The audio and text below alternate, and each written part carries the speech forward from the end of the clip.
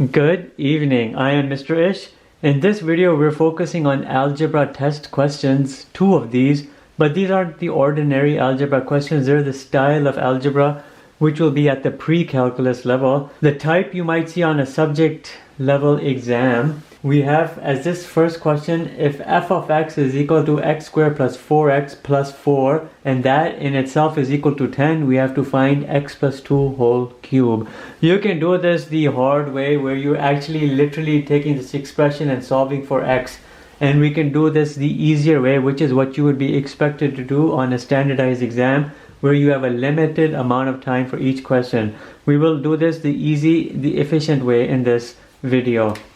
Look at this expression right here and think about factoring it. X squared plus 4x plus 4 is x plus 2 times x plus 2, and you know that right there is x plus 2 whole square, which in itself is equal to 10, because we know this is equal to that, that is equal to that. What can you do now? You're expected to find x plus 2 whole cube, and we have to solve this in a quick way.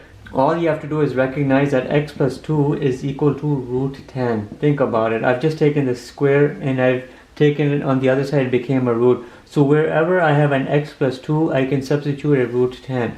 Within this, I have an x plus 2 and I bring a root 10 and I put a cube around it. And that's exactly what we have to solve. Think about root 10 as 10 to the power of 1 over 2. You're just using laws of exponents. To the power of 3 is 10 to the 3 over 2. 10 to the 3 over 2 is really saying a root of 1,000, right? Because this right here is your numerator exponent, which made this 10 into 1,000. This is my denominator exponent, which came out as a radical. Root of 1,000 is 10 root 10, and that 10 root 10 is the answer that you needed, and your question has been solved. All right.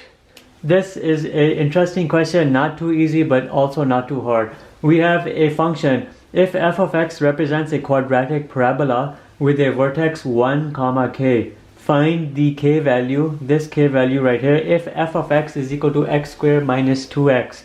Very quickly, you know, a parabola can be different orientations, but an upward or a downward parabola, you always have a vertex right here on the bottom, which is the apex. Whether it's upwards or downward, it represents the apex of the parabola, and the vertex is always h, k, and x, y value. Well, in this equation, we have a parabola with a vertex 1, k. We have to find that k value. We know this here is my x value, that right there is my y value, and we know we have an equation f of x is equal to x squared minus 2x.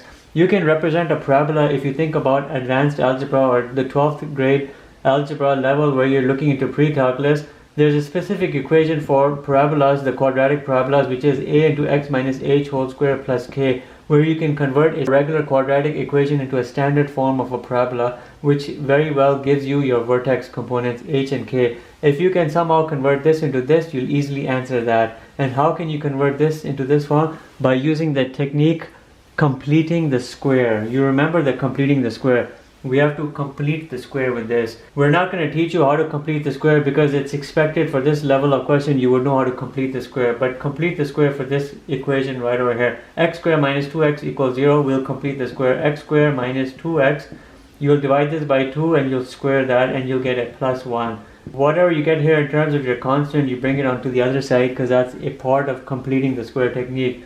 Make this into a factor, x minus 1 whole square. Bring this onto the other side, minus 1 is equal to 0. Here's my h and k component right here. Convert it into this form.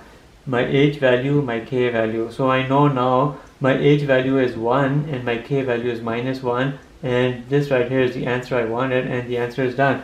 So find k. If f of x is equal to x squared minus 2x, well, your answer will be minus 1. And the answer will be right, and you will be done. So keep this type of question in mind. It's slightly higher level difficulty of algebra, but I wouldn't discount this from a standardized exam. This type of question, especially on the subject tests, can show up. Thank you for watching. Have a nice day.